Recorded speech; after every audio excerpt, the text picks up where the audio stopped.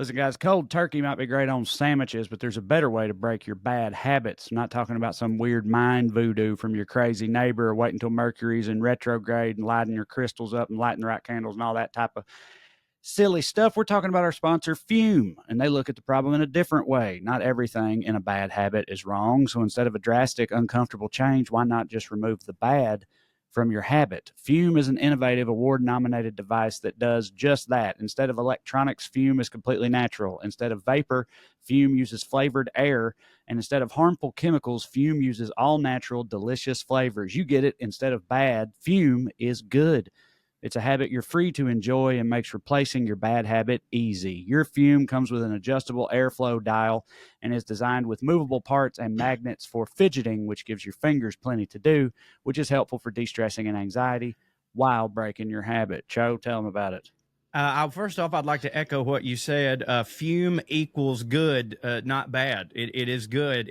I was blown away by the taste. You know what I mean? Like, have you ever smelled something that smelled so good and you're like, why can't I breathe that? Well, you can do that with Fume. And as you pointed out, the feel, it is just this fun little perfectly weighted thing that I just, I got to be doing something with my hands at all times. And it's just neat, super well weighted, and it tastes good. It looks beautiful. As I've pointed out on this show before, it looks like a little mini baseball bat that your papa whittled on the porch, but it's got this nice sleek metal front part to it. It's just cool looking stuff, and it tastes good too, and it feels great. Stopping is something that we all put off because it's hard, but switching to Fume is easy, enjoyable, and even fun. Fume has served over 100,000 customers and has thousands of success stories, and there's no reason that can't be you. Join Fume in accelerating humanity's breakup from destructive habits by picking up the Journey Pack today. Head to tryfume.com. Use promo code POA to save 10% off when you get the Journey Pack today. That's tryfum.com and use code POA to save an additional 10% off your order today. Football is back in full swing, baby, with another week of epic games. And who's got you covered on the action for every single one of them? DraftKings Sportsbook, an official sports betting partner of the NFL. New customers can bet $5 on football and get $200 instantly in bonus bets. Nobody's missing out on the action this season. All DraftKings customers can take advantage of 2 new offers every game day this September. Listen, guys, get in on the NFL Week 2 action with DraftKings Sportsbook. Download the app now and use the code POA to sign up. New customers can bet just $5 and take home $200 instantly in bonus bets. Only on DraftKings Sportsbook with the code POA. The crown is yours, Cho. Gambling problem? Call 1-800-GAMBLER. Visit www.sot1800gambler.net. In New York, call 877-8-HOPNY or text HOPNY to 467-369. In Connecticut, help is available for the problem of gambling. Call 888-789-7777 or visit ccpg.org. Please play responsibly on behalf of Boot Hill Casino and Resorts. 21 plus, age varies by jurisdiction, void in ONT. See sportsbook.draftkings.com/football. Terms for eligibility, terms, and responsible gambling resources. Bonus bets expire 7 days after issuance. Eligibility and deposit restrictions apply. I think I did better. You did better this week, yeah. If you'll have that nailed here by mid-season. You'll be in mid-season form by mid-season, I believe That's it. right. What's up, Airheads? We're back once again in the virtual Airstream studios. What's going on, Cho? Not much, how are you? I have a couple things. I'm excited about this episode. It's going to be a fun one. I've almost got too much. I don't know how to pack everything in. Yeah. Well, I've got barely one thing, so, it's good. It's a good ratio. A thing that you showed me this morning, and I was like, yeah, we can talk about that because I do like it. Yeah, it's going to be good. Before we get started, because this goes back to my medieval torture devices. I have a buddy named Thomas. I won't say his last name because I'm afraid he and I both are afraid that people would look at him differently if they knew exactly who this was that was saying this. But he texted me and he was like, buddy, next time we're together, which is a decent amount because he drives through the park when I'm walking, he said, you've got to let me tell you about sandpaper torture, right? He goes, you might not look at me the same. Now, Thomas was over there. He was in Afghanistan or Iraq or one of them. So I'm like, ooh, this is about to be some fucked up stuff, right? So I see Thomas today in the park, and I was like, buddy, you got to tell me about the sandpaper thing. He's like, okay, man, but like, just like, don't look at me no different, dude. And I was like, okay. He goes, all right. So sandpaper torture is basically this. You get a treadmill, and where the normal bottom of a treadmill would be, you replace that with the toughest grit of sandpaper, right? So people are running on sandpaper. And not only that, you put them in this small enclosure that there's no way they can like push up to get their feet off of it. They literally can't go anywhere. There's like pins and needles and stuff on the wall, so you can't even prop yourself up. They're also at random intervals making it go from like 120 degrees in there to like 10 degrees in there, screwing you up, trying to get you all tired out. They are occasionally giving you food and water because they want this process to last a long time. But eventually, just like how in crucifixion, you don't die from being nailed to the thing, you die from when you finally give up and you just can't breathe. In this, the person eventually gets worn out, they fall down, and then the sandpaper slowly but surely erodes all of their skin and saws them down to a nub, right? And I was like, dude, Jesus Christ, Thomas. I was like, you saw this over there? And he was like, oh, no, I made that shit up, dude. Oh, my God. Okay. I was about to say, dude, I was going to be like, bro, I think you've like broken some news on this podcast. I was like, because the torture thing was a big discussion, and I don't remember that ever coming up. Like, I think like that's like there's some people who would be very interested to hear more of those details. That's why I wanted to phrase it like that. Yeah. Okay. Because that's how it was phrased to me. I was like, holy shit, man. Like, you need to go see somebody right now. Yeah. You got a couple of buddies that just sit around thinking up ways to torture people. You told a similar anecdote last week when you're in like fifth grade or something. Like, and that was why, because we all, me, him, and that person went to school together, and that's why he wanted to tell me this so bad. He was like, I was listening to that, and I was like, that's cool, but that ain't shit. I've got one for you. Were y'all like real into that bangedup.com and rotten.com, that type of stuff? In keeping with the discussion of the old internet, the early 2000s internet we were having the other day. I was talking about chat rooms, but there was also, I never liked them, but the way you're talking about you and your friends, like, were you guys real into those? The rotten.com, those websites? No, I wasn't. Yeah, I mean, like, they would send it like, and we would watch it out of morbid curiosity, but I was never happy when it happened. No, you know what I mean? I was always, if we were in a group, extremely disturbed by that shit. I don't like it. But I had friends who were like, so fascinated by it or whatever, who like they turned out to be totally fine. You know what I mean? Yeah, like, but it's all the warning signs of a serial killer, you're thinking. Right. That's what I'm saying. But I'm just saying, for the record, like, I don't know. I guess it doesn't necessarily mean if they're also like, torturing small animals and setting shit on fire and or wetting the bed, if you got any combination of those things, then you should probably be pretty worried if you got somebody fucking around on those deep web sites like that. But that's a great point, because that's like everybody always says, like, oh, the number one sign of a future serial killer is if they torture small animals or whatever. And like, obviously, in thinking about that, I'm like, yeah, that makes total sense. Like, if you'll do that, something's wrong with your brain. But like, now that I'm thinking back, like, there were plenty of dudes in the South who fucked with animals for no goddamn reason, and they didn't turn out to be serial killers. But do you think it's because you also have to be smart?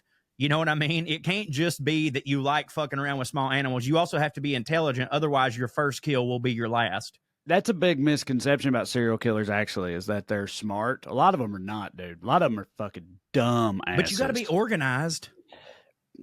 Kind of. You can also, if you're just random or whatever, like, because most murders are like, there's a motive for it, right? Like, there's, it's a husband killing his ex-wife for life insurance money or because she cheated or whatever, some shit like that. There's usually some like explanation, a drug deal gone wrong, whatever. So when somebody is killed for like no reason whatsoever, it's like, and it's just totally random, it makes it much harder. That's true. For them to deal with. Obviously, they've gotten much better at it lately. But, years ago, that plus just the lack of technology and stuff, like, you know, you could be a serial killer and not be smart worth of shit. Some of them like are smart, but I'm just saying, like, everybody thinks or used to think it's like Seven, it's like Kevin Spacey in Seven or something. Right. But a lot of them are fucking just weirdo dipshits who are not Well, smart at all. yeah, a lot of that is like the glory, like, you know, I know that Hollywood people don't think they're glorifying them. They're like, no, we're just showing the true side of a monster. But like, they absolutely glorify them in a way. And like, every time you see a show about either a real serial killer or a fake one, like, they are always like hyper intelligent, manipulative, like monsters like that. Like, they're never Yeah, a dumb Hannibal dumb. Well, Lecter. now, granted, that wouldn't be an entertaining show. I don't know. It'd be kind of fun to watch a show of just some bumbling idiot who kills a bunch of people and never gets caught because the cops also are dumb. You know, I don't know.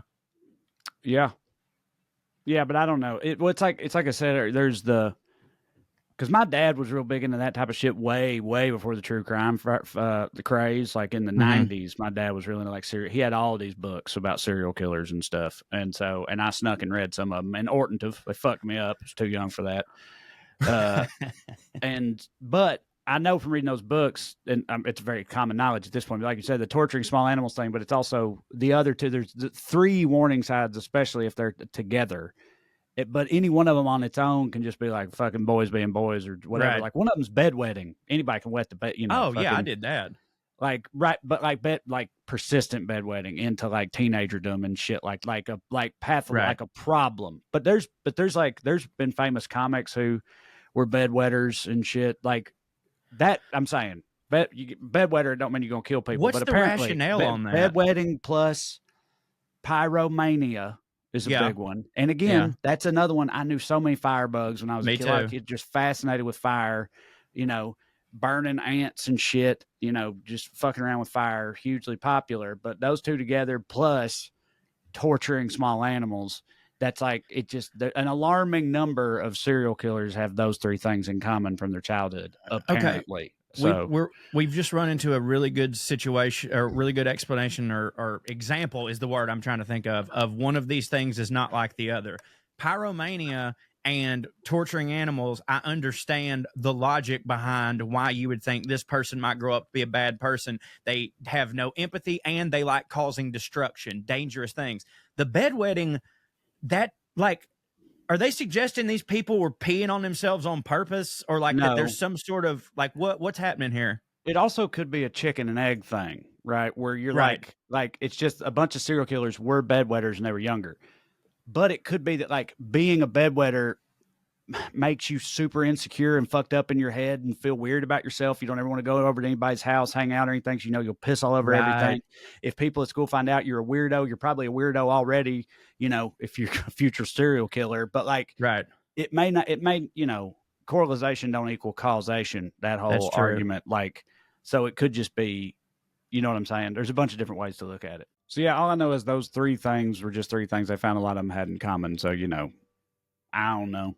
Yeah, I've only got one out of the three. You know, I did wet the bed. Like, I mean, it wasn't consistent when I was in middle school, but it did happen on occasion, and it was. And I get that about like not wanting to. I did like. I don't know. I could totally see what you're saying with the chicken or egg. Like, if someone had horrible bedwetting problems, they never wanted to hang out, they didn't develop social skills, and then they wanted to kill all the people that made fun of them. That makes sense. Right. Yeah. Could be that. Are you hoping to budget your food expenses this fall? You want to get more bang for your bite? We'll do it with America's best value meal kit. Every plate is 25% cheaper than grocery shopping with no hidden fees, so you can count on great value week after week. Plus, only pay for what you need with pre-portioned ingredients. Yeah, them too. They got brand new ingredients. Choose every plate over takeout because you're going to save money. Their meals are 50% cheaper than your average fast casual meal. They're the easiest way to eat affordably. And by the way, you're making the sustainable choice because every plate offsets 100% of their delivery emissions. And their meals have a 31% lower carbon footprint. That is amazing on average than supermarket meals of the same portion. Plus, nearly all packaging materials are curbside recyclable in most areas in the U.S. Trae, you love this stuff, as do I, but tell people. Yeah, I've been a huge fan of this stuff for like I mean, I don't even know, multiple years at this point, ever since I found it and never looked back, basically. I love every plate. My favorite thing, I like to cook, but it makes it as simple as possible for you. I used to always go to get groceries for that week's cooking, and I'd end up throwing, I get way too many zucchini or whatever and end up wasting food, which I hate. With every plate, you don't have to worry about that because they do all the measuring for you. It's a huge help. Also, it makes you feel kind of fancy, gourmandy in the kitchen. Like, recipes I never ever would have thought of on my own. I'm making, apricot jams and stuff like that, a sauce with them, things that you just wouldn't do without a service like every plate. And it's tremendous. I love it. My wife loves it. The whole family loves it. I'm a major fan of it. And if you think that some people think that meal kits are expensive, but they're not. You can get the same deliciousness at a much lower price with every plate. So here's what you can do. You can get $1.49 per meal by going to everyplate.com/podcast and then entering the code 49POA. That's $1.49 per meal. Can't beat that. If you go to everyplate.com/podcast and then enter the code 49POA, that's up to $110 value, y'all. Check it out. So I guess I'll just go ahead and get into the thing that I was going to talk about. It was suggested by who? It was an Matt Airheader. K, Airheader. That's what they're called over on Reddit. Are putting on airs over on Reddit, managed by our moderators, Radical Riley and Aunt Tiff. And Matt K. Do you got it there with you? No, I don't. I just got a notification that Devontae Adams is questionable now. So anyway, I don't know. I'll read I know it no off. one cares. I'm not going to belabor it, but I'm just having the most Raven start to any fantasy football season I've ever had in my life. Did you have Aaron Rodgers? No, but we drafted early. I drafted Jonathan Taylor. That was before he was ruled out and all that. He was still supposed to be traded at that time. That's why you don't draft early, but it wasn't my decision. Anyway, I had him. I had Travis Kelce, who ain't played yet. And then, DJ Moore don't hit. J.K. Dobbins blew his Achilles out. Mm-hmm. And now Joe Burrow had the worst game of his life. And now after just signing that contract. Yeah. And then the only guy I had who hit at all was Devontae Adams, and it just popped up and said he's been downgraded to questionable, and I don't even know why. As a Raiders fan, also, Jacoby Myers had a great game, the other receiver. He got his head exploded at the end of it, so he's going to be out too. So if they're both out, then real life sucks also from a fandom thing. Anyway, no, I don't have it in front of me, but I can find it. I mean, I know. I'll read it. It's fine. Yeah. But I want to say, speaking of fantasy football, play along with us and do your picks and stuff at DraftKings using the code POA. There you go. So this was sent on Reddit from our buddy Matt K. And the headline was Venn diagram of snobbery. Sorry, I had to burp. Or social status. Hey guys, love the show and been listening since my wife turned me onto it on a quick road trip to North Padre Island, Texas. Y'all talking about hunting, and I shook my head in agreement the whole time. An idea I always had was the sheer mind-blowing similarities of social status from the two corners of the spectrum. From a small southeast Texas town without a single red light and one restaurant called the Burger Hut with 2 tables and a total of 5 chairs, I have seen a family who owns a gas company that only serves our town have basically the only 2-story house with a goddamn pond in the back, and the wife at the head of the PTA act and be treated in the same regards as high-rise Manhattan mogul family of ancient money might act. The sheriff and deacon of the church be as powerful as the head of the FBI. No amount of money could compare to the nobility of small-town hierarchy. I'm in my work truck and riding I can't read this part, but it would be fun to hear you guys give y'all's opinions on it. I immediately sent it to you because, man, is that not the fucking truth? It's a great one. And one thing I loved about it was, again, it's like it's a thing we could kind of just talk about, you know, and not to like go into research. It's a hard thing to research, I feel like, it's not because everybody knows rich people are snobby, but it's so true. It hadn't occurred to me, but it's so true. It's like, there's always got to be a trasher fish. You know what I mean? Like everybody's got to have somebody beneath them, and that works all the way up the hierarchy. Now I'm looking at the other end of the spectrum here, but like, yeah, I've thought about it before. It kind of briefly came up on the show before, actually. I don't remember the context, but I think I was talking about watching like a TV show about nobility and how I'd just be a piece of peasant trash. Of course. And then we were saying even like the fanciest people in like your hometown would also not hit when compared to a king and a duke and all that shit. So it kind of came up before, but I've thought about it since as I've gotten older. Like the people who were like the rich people in Salina, right? And there were only a handful of them, and it was like thinking back on who those people were. It's like they were such fucking trash. Like they were like they weren't. They had no like class or anything. Like they'd be laughed out of any room of actual like Southern debutantes or whatever. Right. You know Even what I mean? in the And South, they didn't really hit. Right. And then those people, and then like Southern debutantes, wouldn't hit for like Manhattan elite for geographical reasons or whatever. The ones that got like real old money, I think they are at the top of the heap across. Of course, they're all the number regions. One. The one from like those like basically American royalty families, whatever like state they're from, they probably all hit together and drank the same blood and shit. I would assume, but interestingly enough, the reason that you can't really research this is because the people in these small hometowns that have all the money and they're the royalty, they are still so unnoteworthy that it's not like there's anything in print about them. Right. You know what I'm saying? Like one of the dudes was a slumlord, right? Yeah. Which like that racist guy that used to own the Clippers, he was a slumlord on a massive scale. You know what I mean? Right. Like you can make some money doing that, but that's what this guy was. He owned a bunch. He owned like all the trailer parks in town or whatever. It looked like Jabba the Hutt, like talk like this and stuff. I mean, that's how I remember him talking like that. I just remember one time I was working at my first ever real job was pumping gas at a full service gas station in Salina called the Rocket Express, right? And it was pretty popular because people were like, yeah. But, again, it's always got to be a trash or fish. Let that little piece of shit pump my gas for me, make me feel in time. People come by getting $3 worth, acting like you do it. I ain't shit, But granted, that was 3 gallons back then, Yeah, I was 16, so I mean, I weren't shit. But anyway, one day it was like coming a wrath of God thunderstorm pouring down. And I'm in the little tiny office there and nobody's stopping. Yeah, presumably because they were like, oh, that would be fucked up, right? Yeah. Like to make this guy come out here and pump my gas because you had to stand there and pump it too, right? Yeah, right. And so nobody was stopping, which I was grateful. You couldn't just click the thing and walk off? I want to say no, but I might. But that you may couldn't not be because true. they're not. They were very old. Yeah, right. They were very old pumps, and I feel like you couldn't do that with them. But that may not be true. It may just be how I'm remembering it. But either way, nobody was stopping, which I was grateful for. And then the guy I'm talking about, the slumlord guy, he pulls up in his big, jacked up quad cab Silverado, year or two old. It's like a 02 or something. This is 03. And pulls up, stops.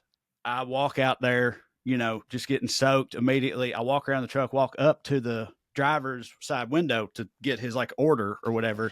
And I walk up and stand there and the window's up and he's turned around in his console digging like... And I swear to God, he goes, and like, he gives me the hold on a minute finger while he digs around for something. While you just look like Andy Dufresne out there, just getting soaked, dude. And he just like tells me to hang on a second, and then he like finally finds it, I guess, and turns around, cracks the window the tiniest amount, and goes, "Fill it up." And then rolled the window back up and sat in there.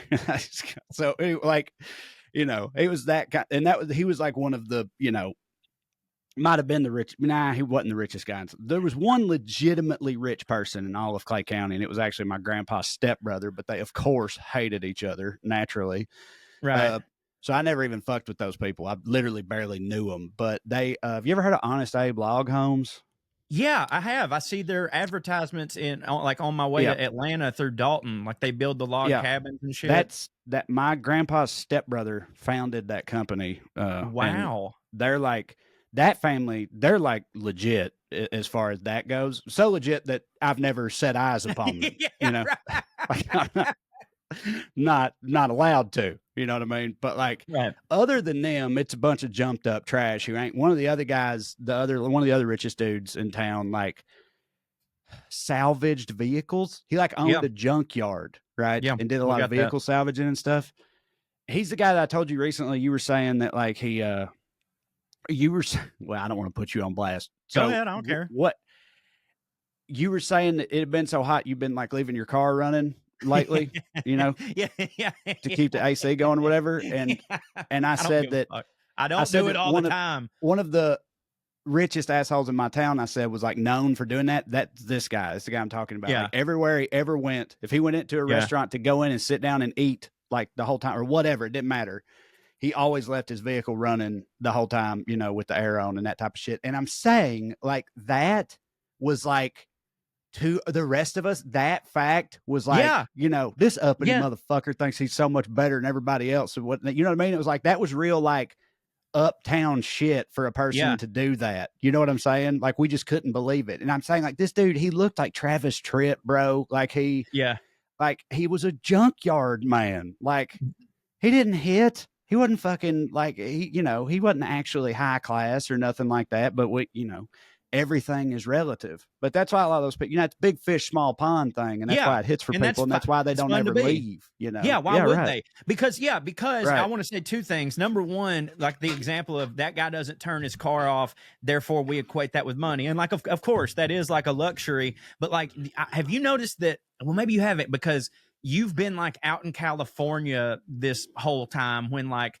the newer iPhones have been coming out and shit, but like a new indicator, a so hilarious indicator that rednecks will use to say that person clearly has money. I've heard this more than once, like a lot, like, oh, look at him. You know, he's rich. He ain't even got a damn case on his phone. You know what I mean? Like that's a thing. Like if someone around here has an iPhone and they don't have a case on it, everybody goes, that's an indicator of money because if you drop it and break it, it doesn't matter. You'll get a new one because like, that's like, and the thing about iPhones is being broke now don't mean that you're not going to somehow save up every dollar you have to get an iPhone because it's like a status thing. You know what I mean? Like I know plenty of, and no offense at all, like broke people who still have an iPhone because like it's just the thing you gotta have it. So they'll save up money all year to get an iPhone, and you best fucking believe that they're spending a good amount of money too on the case because they're going to have that iPhone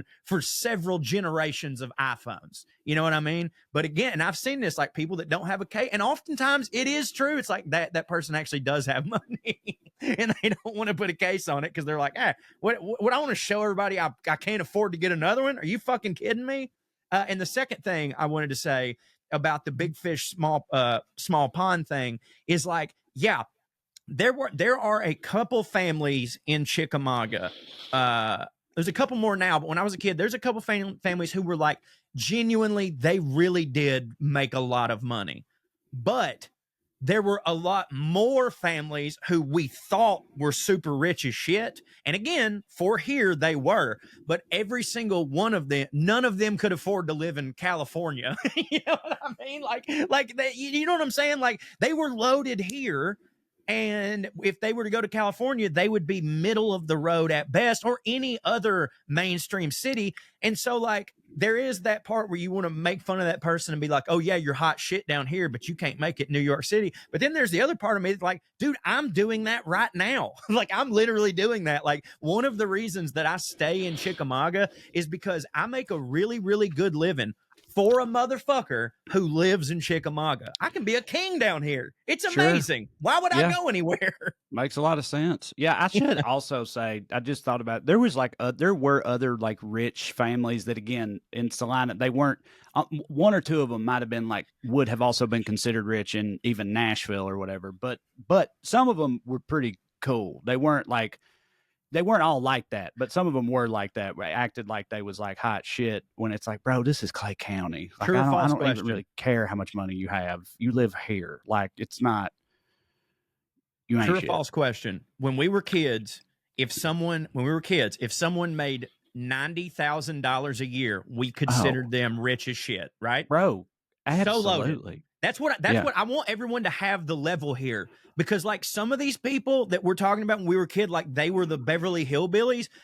Some of them weren't even making that, but like that's what we're talking about here. But like if in the 90s, if you even, I'm talking about dual income here. I'm talking about the wife don't work, the husband makes $90,000 a year, which that was the case if in the South, if you made $90,000 a year, your wife wasn't working, because there used to be a thing, called the middle class, and like things was fine and stuff. But like that would be, we would look at that and go, holy fucking shit. So that's the level of rich we're talking about here. What I've always said about my hometown whenever this has come up is I've told people, it's like, you got to understand, like when I was a kid, the kids who had money, there was like rich kids or whatever, but then there was just like the kids who had, they got money, right? Right. I swear to God, they got money in Salina. Pretty much what that meant was, generally speaking, their parents were still married and they both had a job. Right. Yep. And that pretty much meant you had money, right? Like one of the people that had money, his parents were married. His dad like carried the mail, right? Right. And his mom worked in like a school system or something like that. And it's like, oh, they got money or whatever. like, and it's so the standard is just so different. But it also, this dynamic exists on the other end of the spectrum too. Cause like, we did not, before the factory left and everything fell apart, my grandpa was definitely like a pillar of the community type guy. But then, everyone was a pillar of the community after the factories left. Am I right? Yeah, that's true. A lot of pilling happening around there. But no, he should have took some more pills, actually. He was like, one of them was like, thought doctors were queer until his heart exploded, and he wasn't even 70 years old. He probably would have been better off with a few more pills, actually. But he, what was I saying? Oh, yeah, we ain't, especially after that happened, we ain't have shit. But like, there was still like, even families on my level and my other friends who also didn't have shit either. And I'd like to think that I didn't. I was a little like smarmy asshole, so I'm sure I made jokes, but like, there were still like families that got looked down upon by those of us at the trash level. Do you know what I mean? It's like trash all the way down. Like there were multiple families in Salina that like even the trash was like, oh, that's the real trash. Or there were like multiple neighborhoods where it's like, that's where the real trash lives. Do you know what I'm saying? Yeah. And I'm sure within that neighborhood, I bet you in those neighborhoods or those apartment complexes, there was like a couple of people in there who were like, of course, I'm all right. Everybody else in here is trash, like, because it's almost just like it's human nature. And then on the other end of the spectrum, which we know much less about, but like, for example, not bringing politics into it, but like it's always been said or rumored or whatever that like Donald Trump, right, has long had a massive chip on his shoulder about the fact that he has never been accepted by like the Manhattan elite, like the really old money, high class Manhattan people have never fucked with Trump. They think he's gross. Like they think he's trash. And it's like, this dude is a billionaire who became the president. And these people are like, they won't deign to suffer his presence or whatever. You know what I mean? Like they just won't do it. So, it's wild how relative that all is, but it's like a universal truth. That's sort of like snobbery or whatever, just something we do. But politics aside, if you do think about it, like to those old money, old money Manhattan people, it's numbers that you couldn't even conceive of how much, like they've got the type of money that I'd said on a website where it's almost not even money anymore. It's just power. It's just everything. But like those people to Donald Trump, like he don't have it like them. And like, if you think about it, like the difference between Donald Trump's net worth and Jeff Bezos's net worth is more staggering than the difference between Donald Trump's net worth and my net worth. If you I'm not even saying I'm hit. That's just true. That's just if I made $0 a year, that would be true. That's how much money Jeff Bezos has. You know what I'm saying? But also, and that's true. I'm saying this is how wild this whole dynamic we're talking about is. I don't know this, but I guarantee you, though, that there are people in the big cities around this country, right, who are from these old money families that have been around forever, that like operate in the shadows, basically. And I'm not trying to get all conspiracy about it. I'm saying like these people exist. No, you know what I mean? Like there's probably still fucking there's still Rockefellers and Vanderbilts and those types or whatever. Like their descendants, these people, whatever the fuck they're up to. I bet you they don't fuck with Jeff Bezos Agreed. Either. Or maybe they have to. They have to because he's just so rich. But like they don't respect them. They don't respect him. I guarantee it. I guarantee you they don't, because he's like new money. And he don't have class. He don't have decorum. He don't have all this shit that they value and stuff. I guarantee. There's some of Yes. them out there who are like, Jeff Bezos ain't shit. And I'm glad that you brought that up, because that's two separate levels. That's a way that somehow someone with less money than you can still look down on you if Right. your money came newer and faster, because of their name or because whatever. yes, so legacy, all that right. shit that If Jeff you're a Bezos don't have. Yeah, if you're a super rich family and your daddy was rich, his daddy was rich, and it goes way back, and you've just had old money. If someone first generation comes along and builds some sort of empire and gets a bunch of money, even if they have more money than you will look down on them because you're like, they don't know what to do with it. This is a flash in the pan. Call me when their kid has that same amount of money or whatever. You know, and white people often be doing this to black people when they have money. You know what I mean? Like that is a thing. Like that they talk about. I can't tell you how many times I heard people like from my hometown or other Southern people talk about like when a black rapper was a millionaire, they would just be like, "Oh well, they've got new money." They would also say a phrase that I'm not going to say. Yeah. Martha Stewart said it on a roast one time, wasn't it? No, it was Paula. No, so no, it's on a Comedy Central roast. It was Martha Stewart, wasn't it? You said it was the one that I sent y'all. No, I'm talking about. She said they got a word for that. She was like, I can't. Is it? And I think she goes, is it N-word rich or something like that? I think I meant the joke. I was talking about the joke that my buddy G.R. Goodwin, who's a comedian, and by the way, the phrase is N-word rich, and I don't mean Nicaragua. N-word rich. My buddy G.R., who is a black comedian, when Paula Deen got in all that trouble, he tweeted out, "Man, she went from rich to N-word rich." In a split second. Yeah, that's pretty great. But that is the phrase that they use. You know what I mean? For like and again, it's interesting because this person could have more money than the person making fun of them, but because their money is new, it's no good here. We don't want you in our club. Which is, of course, like to me, that's such horse shit because it's like that person figured. Dude, whoever that person is, they figured out a way to like make their own money. Most of these people we're talking about were just literally born with it. Hear me out. Born on third base, born on home plate or whatever. So like, I get that to them, it's like these people don't know how to act. They don't know the ways. Yes. Yeah, right. You can't know that. You got to learn that. But also like, fuck those people. But like, I know it's a real thing. I agree. But like, let me put it to you this way, because it is similar. It's all about how you act. There's a certain like they hadn't been in the system long enough to know how we operate. It's weird hanging out with them because they're making all these dumb decisions.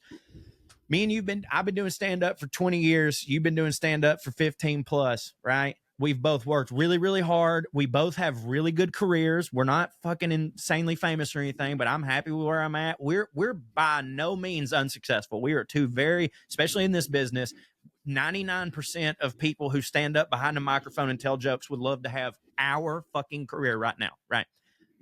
Me and you, with the amount of money we make and the amount of success we've had, let's say hypothetically a comedian comes along, he starts doing open mics in March, right? And right now he's selling out Madison Square Garden because he just bumped up real quick and he got super famous. You gonna tell me that me and you are gonna want to hang out with that guy and call him a comic? You know what I mean? But why can't we? Well, this guy just figured out something really quick. He just figured out a way to do it. Why wouldn't we? Because he wasn't in the fucking shit. You know what I mean? He doesn't know the lingo yet. He doesn't know how to behave. I'm not now in this one, like you totally understand. It's wrong in the other one, but like I get it, is what I'm saying. I get it. Right. But like, I don't think these dinner parties and stuff are being in the shit. You know what I mean? Like what you're talking about with that guy, it's like, you know, he didn't do the shitty biker bars and open mics on it. He didn't pay his dues and that type of thing. Now, for the record, because so many people thought that I was one of those dudes, and some of them probably still do, even though I wasn't.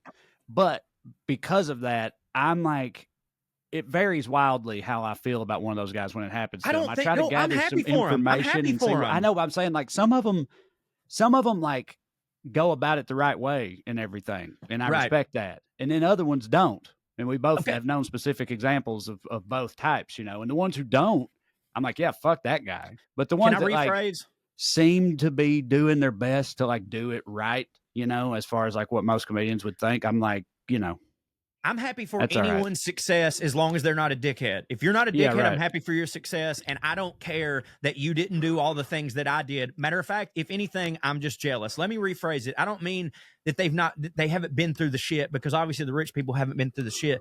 What it is that we can't talk to him the same as we would someone who's been in the business 20 years, because they don't know the lingo yet, and we don't have that shared history. That's why when you're a comedian and you meet another comedian, you become friends quicker than you would if you met a random person. Oh yeah, for sure. Because you both have a shared history. You both come from the same world. There's a whole lot of your origin story that you don't even have to tell, because you both just know, right? And I think it's the same for these rich people. They only hang out with old money people, so they all have that in common, and they all have a similar origins, similar stories about what it was like as a child, and they can't relate to this person that has new money, because it's not about the amount of money, it's about the lifestyle, and this person is new to the lifestyle, and they don't want to be the ones to teach them how to do it.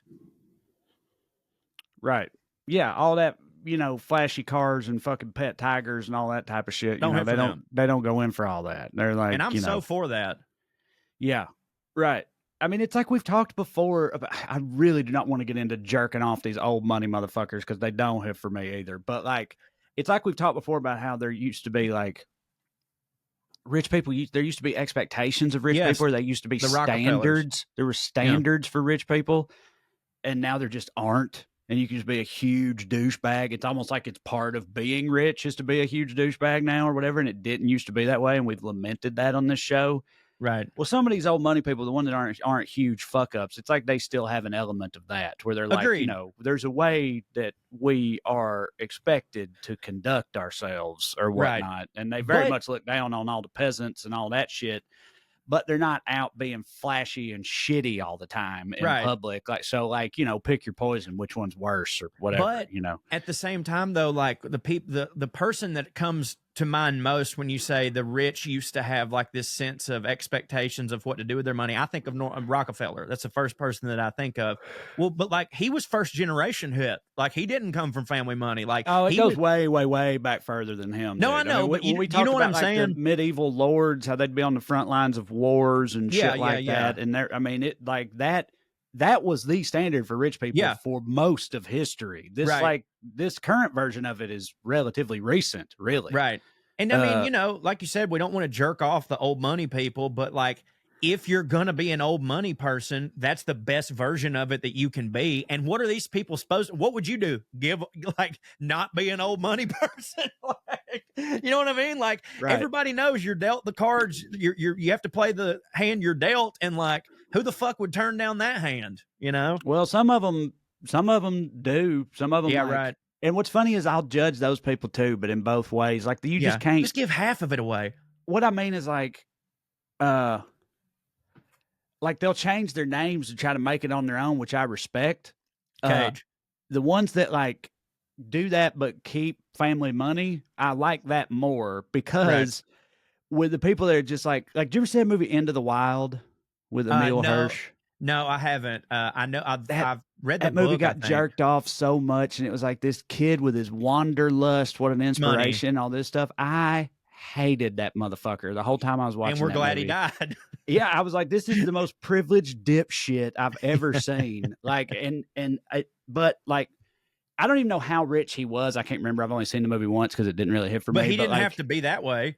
He's given this check from his parents when he graduates high school or college for like $200,000 or something, and he like rips it up and just hits the road. So stupid. And there's part of me, it's like, dude, do you have any idea how many people out there would actually do something worthwhile with that if given that opportunity, and would give anything to have it or whatever? It's sort of like how like a superstar naturally gifted athlete, when they just like throw it away or whatever, and you're like, well, that's a shame or whatnot. Right. Because there's so many other people that'd love to have that opportunity. That's sort of how I felt about that guy. And then also like just the hubris too, because he ends up, you already knew that he died. He ends up dying because he I read the book. He makes his way. Oh, you read the book? Uh-huh. Yeah, he makes his way into the Alaskan wilderness, which is like some mean bush that you don't just fuck with on a whim. right? Unless you're a And fucking retarded rich kid that don't know any better. for some reason, he thinks he can handle that. It's like, Yeah. what would make you think you can do that, Right. right? And like, anyway, he got on my nerves. Yeah, no, he super fucking sucks because like there's a bunch of like in his brain, he thinks like the poor people would respect me for not taking the money and just That's trying what to I'm make it saying. on my own. That's, Yeah, no, that's I what know I'm saying. you It's are. like some of them give it all And up, it's a and I'm slap like, in the face. It's and a it- slap and- in the face. right? Yeah, Like, right. I feel yes. and I feel the same way about white privilege. Like I don't think I should have it, but I do. So anytime it's advantageous to me, it would be a slap in the face to the people of color community if I didn't at least appreciate what I have, because all of them would be like, are you shitting me? I would kill for that opportunity. Why aren't you fucking don't take a stand? You know what I mean? Fucking take your shit. That's how I justify getting like getting things handed to me. Sure. I have What did you want to talk about? Well, Trae, I had and by the way, I wanted to talk about two things. If you don't mind, I have for my last topic because you can't follow this shit. I have a bunch of dirty letters from history. I've done this before, but actually it was just with Mozart. I think I did not know how foul it could be. Like James Joyce, my friend. Yeah, I've heard that. But you haven't read them, have you? No, I've maybe seen excerpts here and there. I've heard that about him. I know he were a freak. It's more insane than you would even think. So graphic that think about how graphic this is. I'm putting out a disclaimer right now. This shit is I mean, it's hilarious to me and I'm not offended by it. And it's not racist or nothing. It's just like, I will say this, if you're into them kind of books that my wife is into, like vampire threesomes and, wolves getting eaten out and shit, you're going to love it. But my dad is probably going to walk away from the computer for how foul some of this shit is. But before that, I've been wanting to talk about this for a couple of weeks, and it's definitely still in the news, but it's going away, so I'm going to talk about it soon. Have you heard anything about the French wine surplus that's going on right now? I just, you had mentioned it, but I didn't look into it or anything. Okay, so basically, here's what's happening. They have a surplus of wine in France. I immediately read that and I was like, I bet they do. They probably stay having a surplus of wine in France. But basically, here's how it's working. Making wine is getting way more expensive due to inflation. But at the same Joe Biden, dude. Joe Biden fucking up the French wine trade. That's how far-reaching and powerful he is. He's even a shitty president for France. Oh, trust me, I'm not happy with him because of this. But there was a part of this that they're using to explain why, it's not just that, it's also a lot this. And I started thinking about it, and I was like, that makes so much sense to me. And I actually have a personal testimony of this. It's getting more expensive to make wine, and at the same time, people are now drinking less wine than they ever have been. Now, apparently, the consumption of wine has been on, I won't say steady, but it has been on a decrease since 1926. But there's not really been huge drop-offs or anything. But I was sitting there going I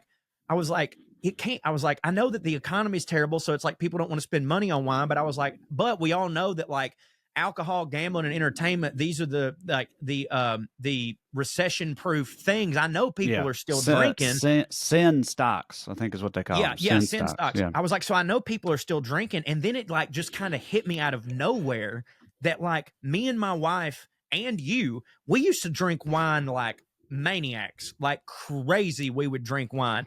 And my wife has given up wine, and everyone I know who has given up wine has replaced it with seltzers. Wine has lost the ambers of the world. Yeah, that's a wine. It does make sense because wine, white people love wine. Yes. And white people also love seltzers now. So right. It's seltzers has cannibalized the wine market, or the white people market from wine. I mean, I could buy that. So Me too, because when I think about it, the only reason that it's not that me and you loved wine. We loved getting drunk. Let's just put that out there. We loved getting drunk.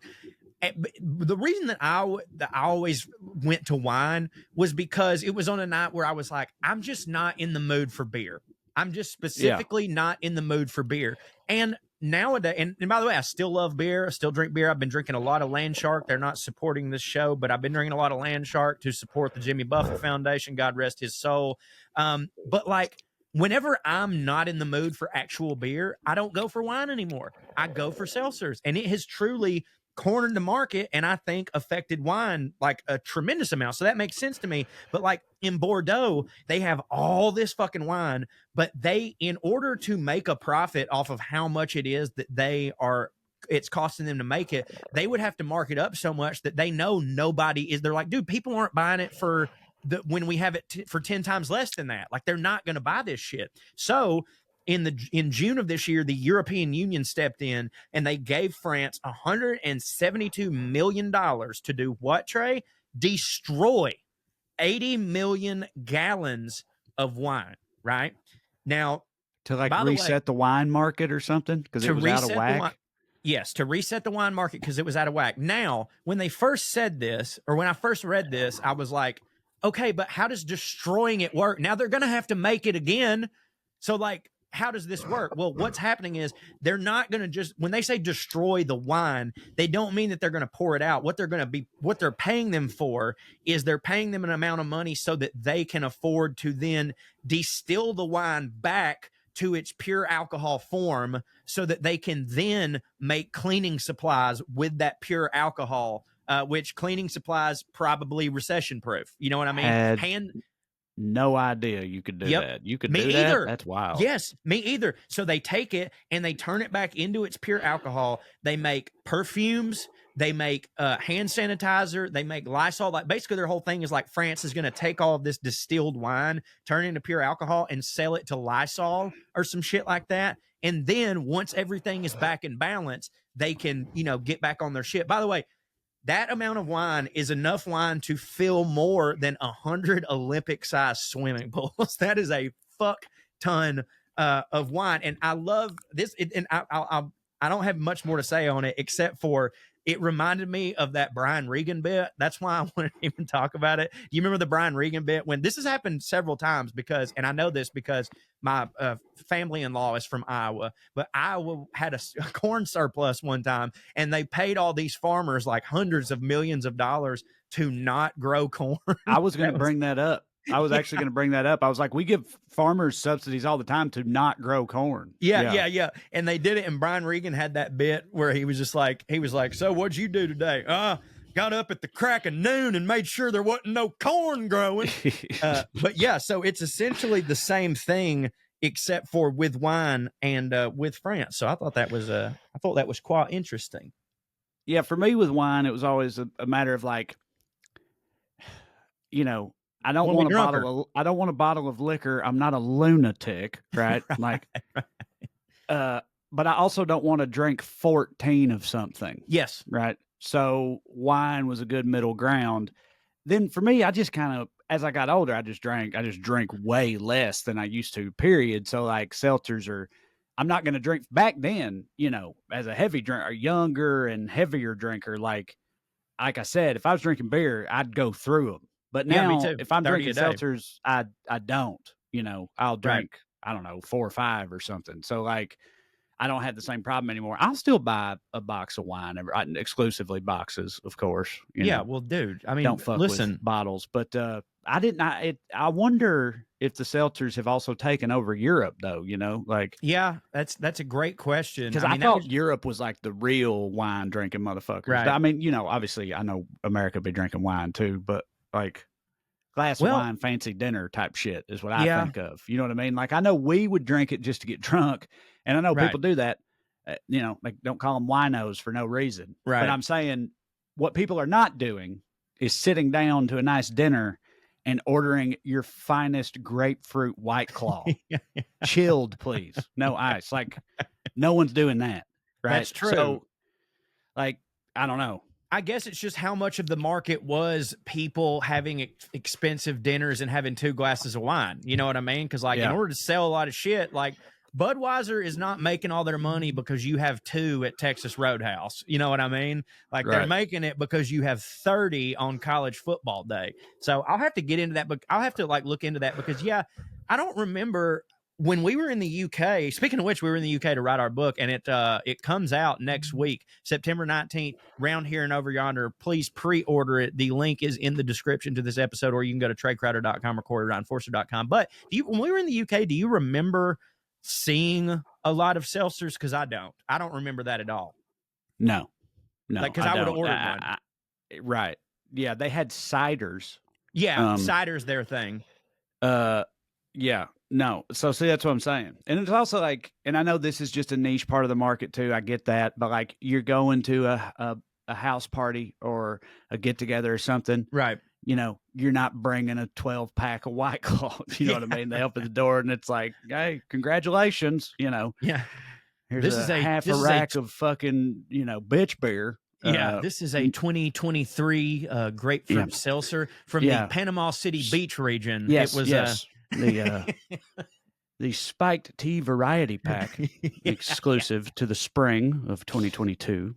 Yeah, right. Like this one is has notes of your favorite ice pop as a child. It's and staticky undertones, if I may say, with a sour aftertaste, a little bit of bite of regret. Of regret. Yeah. No, you're right. But I just thought that was super, super interesting. But like, I've heard about surpluses before where they destroyed shit, but for some reason the wine one was the only one where I was like, I need to look into how that fucking helps, like at all. Because this is one of those cases of, if you don't read the article, you will think 100% that they are fixing a problem by pouring out 100 Olympic swimming pools full of wine, and that will never make sense to anyone. But they're not. They're doing a thing that I did not know was possible, which is pretty cool. So I have Trae. I don't know. You tell me how much time. You tell me when to stop, because I've got plenty of these, and they are. The last time, I think I'm a pretty good. I would like to think I'm a pretty good barometer for people's stomach for this sort of thing or whatever. I'd like to think so, because I'm, I love making butt fucking jokes and stuff like that. But I also there's some in here get to a point where I'm like, this is enough poop pussy stuff, Like, well, that's why I'm putting this disclaimer out. So like, you can't be mad at me. But these are all from historically influential and important people. I wouldn't just read smut off of the Pornhub comments. Do you understand what I'm saying? Yeah. I think that we're talking about Charles Bukowski. We're talking about James Joyce. I'll be honest with you, it's mainly them too. But there is enough there. Well, we know that Mozart did it too, because we covered that before. Read those. And I already read those. Yeah. So I would like to start with a letter that Charles Bukowski wrote to Linda King. Okay, here we go. I liked your hand walking act. That got me hotter than hell. Everything you do gets me hotter than hell. Throwing clay against the ceiling. You bitch. You red hot shrew. You lovely, lovely woman. Kind of went de-escalated there. You have put new poems and new hope and new joy and new tricks into an old dog.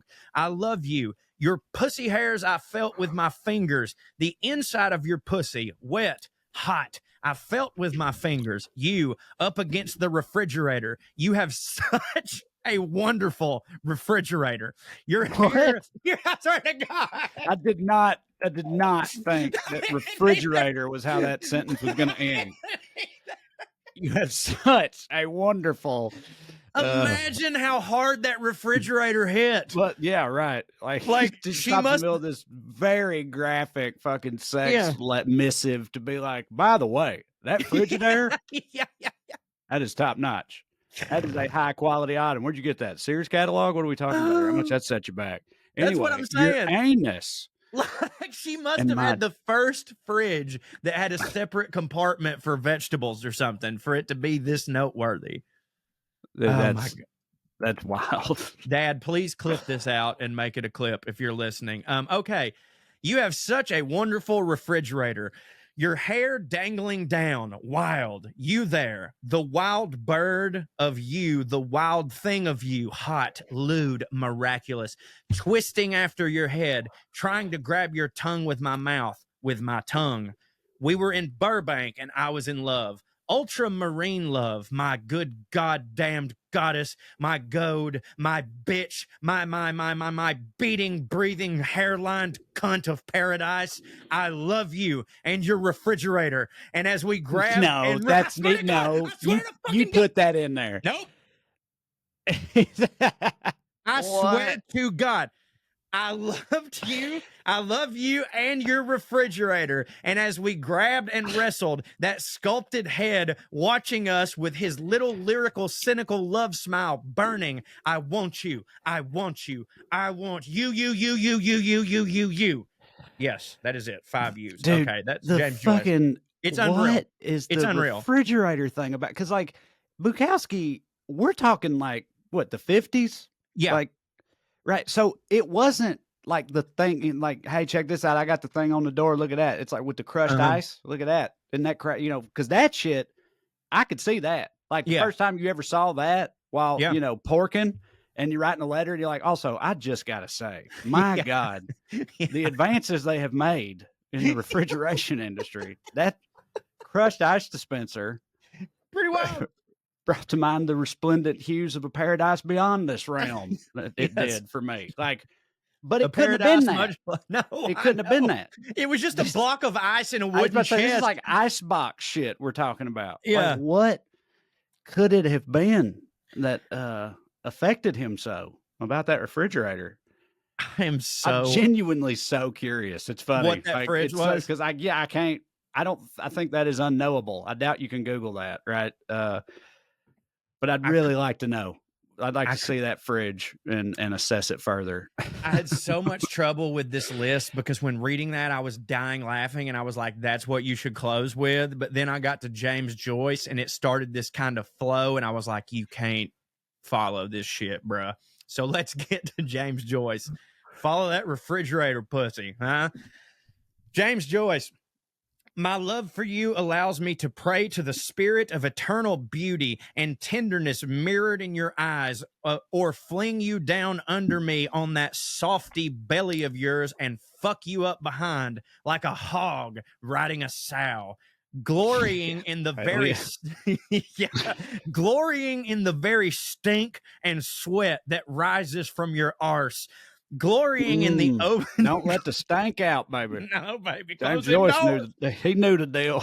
Whatever you do, don't let the stank. And buddy, the stank back then, god damn, son. Next now, granted, level, none of us ever even smelled that kind of stank. That was we didn't. No, that kind of stank is it? That's that extinct stank. Yeah, it stank. It stank. But dude, like in my mind, I'm like, yeah, but they were used to that stank. You know, so like, we're used to what people smell like, but you still get down to like the butt, you know, the butt. When you throwing down, it's you still can. It's the stank, you know. Yeah, you know what the stank be. And they didn't have wet wipes back then, or bidets, or deodorant, and they all had to wear like 19 layers, even in the summer. Otherwise, they'd be stoned for being a prude or non-prude. Okay. The very stinking sweat that rises from your arse, glorying in the open shape of your upturned dress and white girlish drawers, and in the confusion of your flushed cheeks and tangled hair.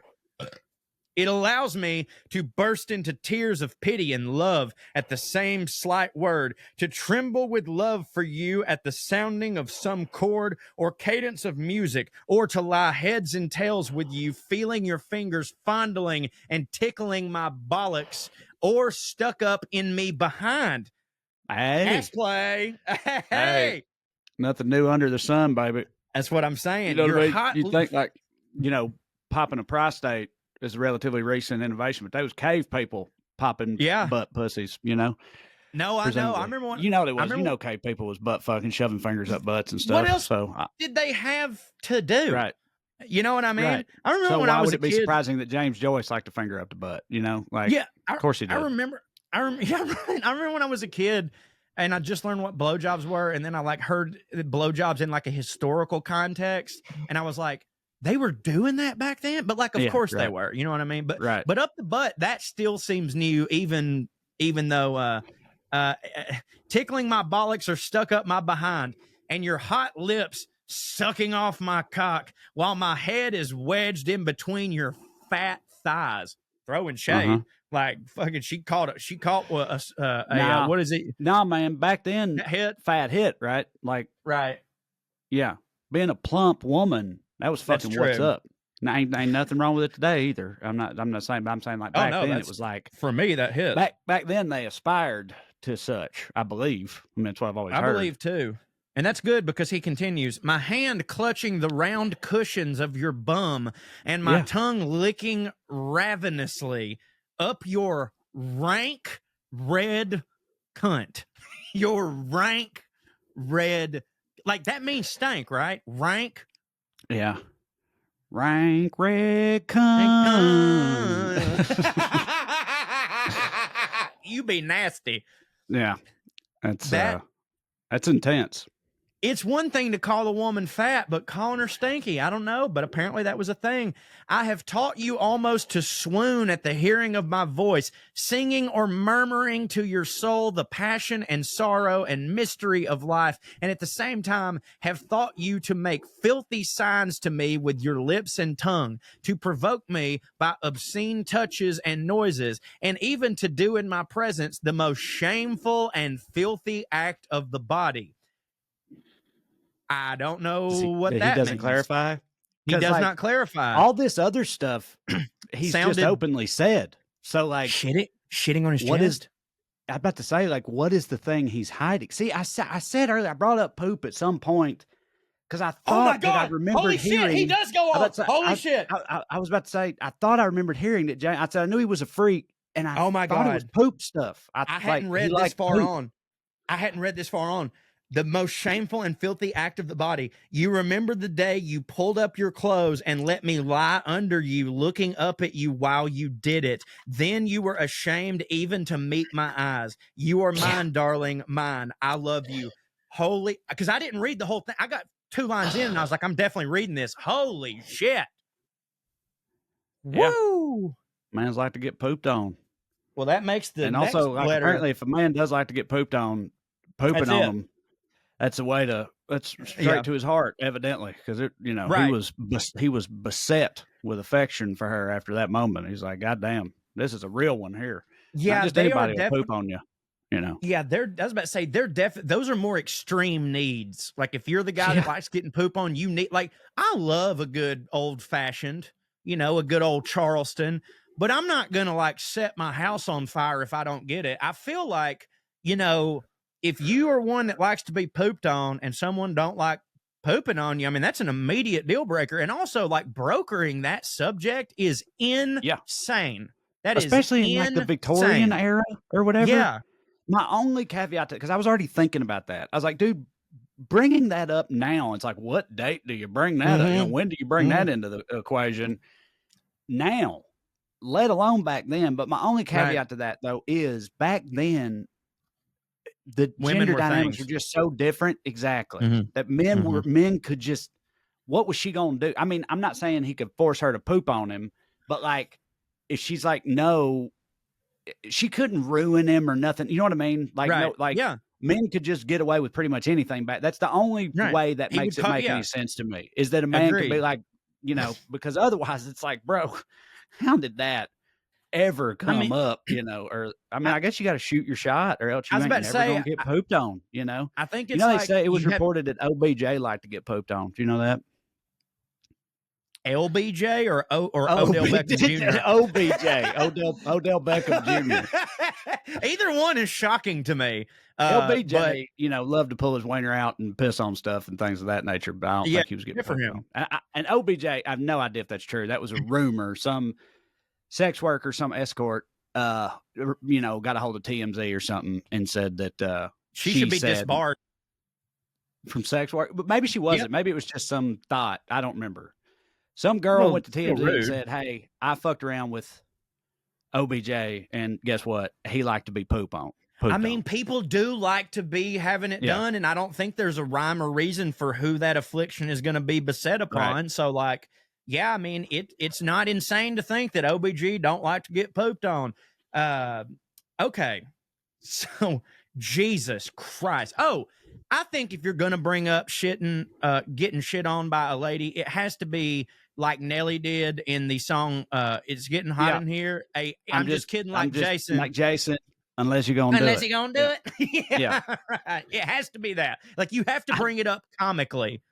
I just quoted that without saying I was quoting it, hoping that like I made a short video, like a 50-second video last week. It was when I don't know if you saw it, but they've made a new flag. The MAGA crowd's made a new flag. It says Trump or death on it. Oh no, I haven't seen that. I thought you meant the new thin yellow line for the tow truck industry. No, it says Trump or death. Right? They like unveiled it last week, and it was all the rage, just like on Thursday. So I made it like a 50-second video where I was like, oh no, please don't. Imagine the impact on the flag economy, you know what I mean, or whatever. And then I basically said something like, fucking go ahead. Shit, what did I say? I was like, I said like, you really make yourself sound culty. Like, you know what? I'll make the Kool-Aid for you. I'm from the trailer park. Right. I know how to make it right. I'll get the ratios right, whatever. I'll put pillows down for y'all. I'll make it real, real easy onions if that's really what you want to do. And then I said, I'm just kidding. I'm just messing around. Unless you're gonna do it, right? Now everybody that's our age gets that. Everybody that's our age. And I was hoping I had this thing because I was like, I didn't want to, then go into like just so everyone knows that you know what I mean. I wasn't going to do that, but I also was like, I really hope people take that as a reference, an homage, because that's what it was meant to be, like a reference, as opposed to somebody being like, he's stealing that from Nelly or just not knowing what I meant or whatever. I was like, I really hope people get this. Yeah. In my opinion, there's only two types to end it with a Nelly reference. It's only going to be interpreted two different ways. It's going to be interpreted by first off, it makes sense even if you don't know the Nelly song. So a lot of people that don't know the Nelly song, your fans, the old, the decrepit, the hanging on by a claw, they're not going to have understood the reference, but so it'll still make sense. And any of the millennial people, to me, that is like, me and you say that to each other all the time, and me and my friends say that to each other all the time. I think that's enough of a cultural touchstone musically that like they will know that and we're doing that on purpose. Yeah. Anyways, all this shitting on him talk really makes the next letter make way more sense. This is James Joyce as well. My sweet little whorish Nora. You had an arse full of farts last night, darling.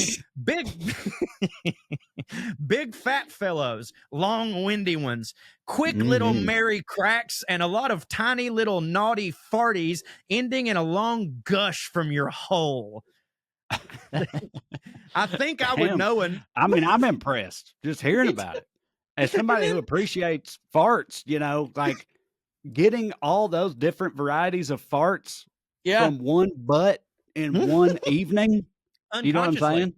One night, like one session. That's impressive. Because normally it don't be like usually, that. No, normally you have one type of fart. Yes, it is. Right. It's like, your butt gets in a certain gear, and that's where you're at. You're like, okay, this is the kind of fart I got farting with right now. Yeah. It's not the easiest thing to just switch gears. So she was like letting all these fly in one night. Unreal. Pretty impressive. A lot of very versatile asshole this Nora had, I'll say. Lots of tiny little naughty farties ending in a long gush from your hole. I think I would know Nora's fart anywhere. Like he just hears a fart and he's like, shit, Nora's here. I'd know that fart anywhere. I think I could pick hers out in a room full of farting women. It is a rather girlish noise, not like the wet, windy fart, which I imagine fat wives.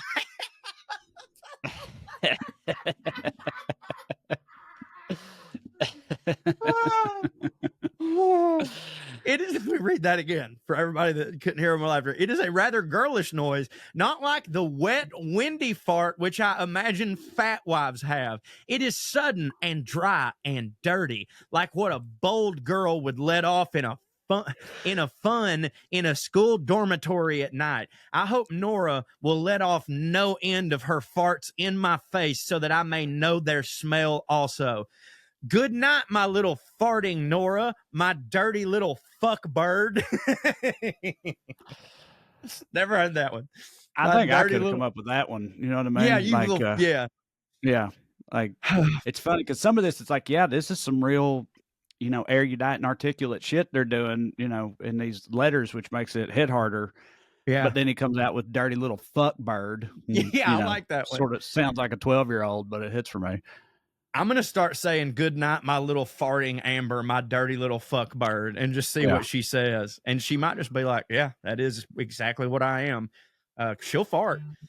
There is one lovely word, darling, you have underlined to make me pull myself off better. Write me more about that and yourself. Sweetly, dirtier. Love, Jim.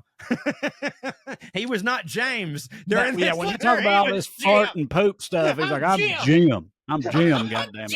Not James, not Jimmy. That's Jim talking. And that works. That tracks for me. Like, that's some Jim shit. Jim way more into farts than James. Here's another one from James Joyce. He starts off with the same greeting. My sweet little whorish Nora, I did as you told me, you dirty little girl, and pulled myself off twice when I read your letter. I'm delighted to see that you do like being fucked arseways. In other words, in the butt. Yeah, right. That hit for me. When you let me fuck your butt, I was like, hell yeah, my little fuck hurt. Oh, that sure did hit for me. Yes, now I can remember that night when I fucked you for so long backwards. It was the dirtiest fucking I ever gave you, darling. My prick was stuck in you for hours, fucking in and out under your upturned rump. I felt your fat, sweaty buttocks under my belly and saw your flushed face and mad eyes. At every fuck I gave you, your shameless tongue came bursting out through your lips. And if I gave you a bigger, stronger fuck than usual, fat, dirty farts came spluttering. Fat. If I gave you a bigger, stronger fuck than usual, fat, dirty farts came sputtering out of your backside. I think he was making that pussy fart for the Yin Yang twins. Yeah, sounds like it. I don't think that was butthole farts. I think that was queefs, which I'm so? for. I don't know. This guy seems like he knows the difference. That's true. He said out of your backside, but he's saying if I gave you a stronger one, like that seems like, by the way, I've ever told you, I'm sure that I have, but I don't care. I think make that pussy fart for the Yin Yang twins is also something that everybody our age knows. And I was in the kitchen one day and I was making myself a hot dog and I got the ketchup out and the ketchup went and Amber goes, ooh, make that ketchup fart for the Yin Yang twins. Yeah. Classic. The Yin Yang twins. Hope they're doing okay. Here he goes back to, you had an arse full of farts that night, darling, and I fucked them out of you. Big fat fellows, long windy ones, quick little merry cracks. He's kind of repeating himself here a little bit, and a lot of tiny little naughty fartings ending in a long gush from your hole. So he kind of, he starts, he's running out of fart material and he's repeating. Yeah, right. So anyways, all right. Number 4 from James Joyce, still from James. How many things you got? This is the last one from James Joyce. And then I had one that was while I was researching this, I found a letter of people talking shit, but actually I would like to save that for next week. Cause I kind of want to research. Cause like Mark Twain had one too of like these old school, like kind of like Twitter rebuttals between people. Yeah. From the fancier time. So I'm going to save that. This is the last one. And I saved this for last because of the first fucking sentence. This is from James Joyce. As you know, dearest, I never use obscene phrases in speaking. No. Jim, Jimmy Buttfucker, never. You have never heard me, have you, utter an unfit word before others. When men tell in my presence here filthy or lecherous stories, I hardly smile. Yet you seem to turn me into a beast. It was yourself, you naughty, shameless girl, who first led the way. It was not I who first touched you long ago down at Ringsend. It was you who slid your hand down inside my trousers and pulled my shirt softly aside and touched my prick with your long tingling fingers and gradually took it all, fat and stiff as it was, my man, into your hand and frigged me slowly until I came off through your fingers, all the time bending over me and gazing at me out of your quite saint-like eyes. It was your lips, too, which first uttered an obscene word. I remember well that night in bed in Pola. Tired of lying under a man one night, you tore off your chemise, Chemise, chemise? See, I guess. Yeah, I don't You know. tore off your chemise violently and began to ride me up and down. Perhaps the horn I had was not big enough for you, for I remember that you bent down to my face and murmured tenderly, "Fuck me up, love. Fuck me up."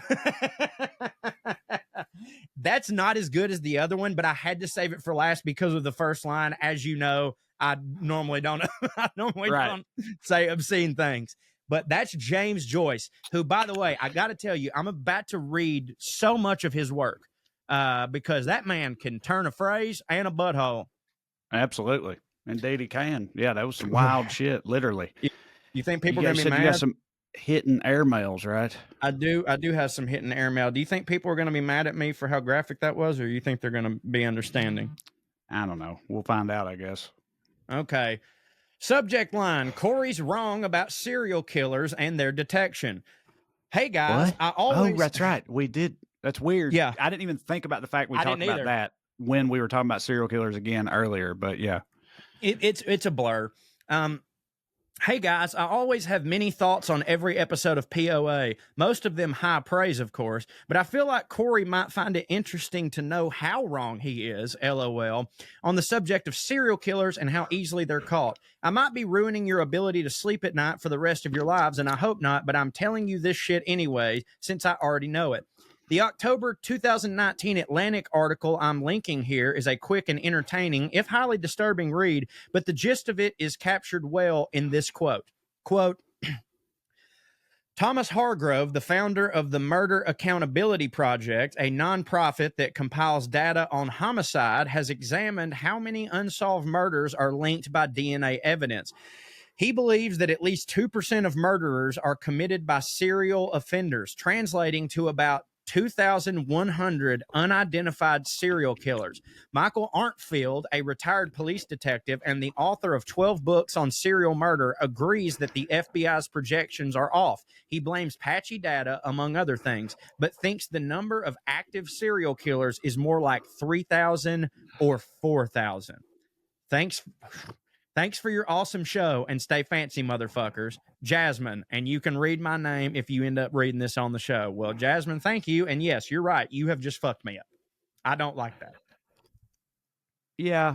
I mean, 3,000? That's a huge number either way. There's only 36 quarterbacks, Trae. Right. There's only 50 states, so right. How many in each state? A bunch. 60? All right. Yeah. But anyway, like, how long, like, if somebody I don't know, if they tied two corpses together, like in terms of technique in the 70s, does that guy count even if it's never happened again since then? Do you know what I'm saying? Like, how many of them are open? Yeah. I mean, these, like, you know what I mean? Like, if you tied two corpses together, you can make some pretty funny nunchucks. Yeah. Yeah. But you know what I mean? I do know what you mean. Subject line: Corey is the man unless you don't read this. Then you're a liberal bitch. Also, they're catching on to you. They're for catching sure. on, buddy, and I love it. Medieval. That's how Oliver Platt says it in the movie Ready to Rumble. I'm gonna make you my medieval puppy dog bitch. Medieval paper, rock, scissors. I forgot we brought this up. You and Trae were talking about medieval paper, rock, scissors, and and came up with a horse and mace, but didn't have the third. In my opinion, which isn't worth a shit, would be hay. Horses eat hay. Hay absorbs blow from mace. And of course, mace kills horse. That's not bad.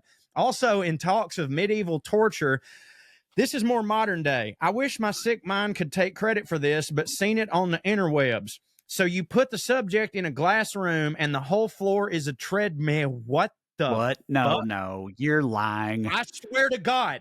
Okay, I swear to fucking God. Then here's what happened. You read that, no, and got it conflated with the thing with your buddy or something. No, Trae. You want me to prove? You want me to fucking hold on? Stay here. I'm going to prove right now that is not fucking true. That is not what happened. It just means this that email my buddy from your buddy who didn't know he was going to run into you. Call him. No, it's not. It's not. I swear to God, it's not. He don't know how to fucking email, dude. He was in the war. Hold on. All right, so basically, you're looking at a like a treadmill, right? Mm-hmm. But it's sandpaper. I recorded his ass saying all this earlier. And this is not him. This is not him at all. Like, this is from, I ain't gonna say his name, but it's not from him. Thomas did tell me, he said, afterwards, he said, this was inspired by something I once saw, but I made it more graphic, right? So they saw the same thing. They saw the same thing, but I was like, how the fuck have two people heard of this torture thing that I didn't get when I was reading my torture shit? But anyway, well, I'm not going to read this because, we super wild though. That's super wild. That's a crazy intense Bader-Meinhof phenomenon. The stuff that I can tell by reading this, the stuff that Thomas added was the heat and stuff like that, and putting the spikes on the walls. And Thomas also said that how did I not? I'll send you this audio file, but Thomas also said that he would be filtering in dead fish and fart smells. I forgot that. Okay, last one. And I'm so glad that we're back to this. Remember, puttingonairs@gmail.com. I want to read all your emails, but if it's a fucking limerick, I'm definitely going to. Subject line, more limericks for that ass. Hey, dudes, just stretching my pen again for you. Read it or don't, but I thought I might steal a laugh from you. Offensive is great for a bit. Our thanks for not throwing a fit. Our insides aren't dead, lest it always be said, 9/11 and Hitler don't hit. Yeah, fantastic. Thomas says that Love it. in that recording, by the way. He's talking about how much 9/11 and Hitler don't hit. All right. No souls in those pieces of meat, fluffy dumpsters from head to feet. Not just a part-time hobby. When I say, can you fly Bobby, firmly grasp the squirrel and then yeet. Yeet. And he said, can you fly Bobby is a RoboCop reference. And I know that because I just got through watching RoboCop. Last one here. Corey and Trae stay dropping hits, well-read POA and comedy bits. From Scotland to France, best believe they hold hands, but swear it's not gay to touch lips. Love y'all, Ross. No, he said great. Touch tips, not lips. Yeah. Even gayer. Oh, even my gayer. God. Well, man, this was a fucking fun episode, Trae. And it was. I want you to tell everybody right now where they can see you in the next couple days. This weekend, I'm in Austin, Texas at Vulcan tonight and tomorrow night, if you're listening, Friday and Saturday. Then after that, I got a big-ass Ohio run in Lexington, Kentucky, and a bunch of places afterwards. Go to TraeCrowder.com. Also at TraeCrowder.com, you can pre-order our book, Round Here and Over Yonder, coming out next week, very soon. That's right. That's right. Do that. I am going to be headlining the Lookout Comedy Festival in Chattanooga, Tennessee on October the 19th, I believe. I think you can get those tickets at lookoutcomedyfestival.com, but it's in Chattanooga. You can Google stuff, and also I'll send the link to Dad so he makes sure it's down there. Come see me, Chattanooga. Hometown show. Haven't done one in a while. I'm super pumped. And also, yes, please, if you do nothing else that we tell you, go pre-order the book, Round Here and Over Yonder. That link is also in the description. And if you got an extra $5 laying around, I do stuff at parttimefunnyman.com. Audio dramas, all that stuff. But the most important thing of all time is that you stay fancy, motherfuckers. How about that? Here's Lydia Lovelace. 1, 2, 3, 4, 1, 2, 3, 4. Royalty and rednecks are alike. They both like cutting and picking fights. Biscuits and baked beans where they don't belong. Sit on down with Corey and Trae and learn some fancy shit today. We'll laugh a little even when they're wrong. They'll take you to a magical place where if you call someone a cunt, nobody cares. They keep it debonair at putting on airs, putting on airs, putting on airs, putting on airs.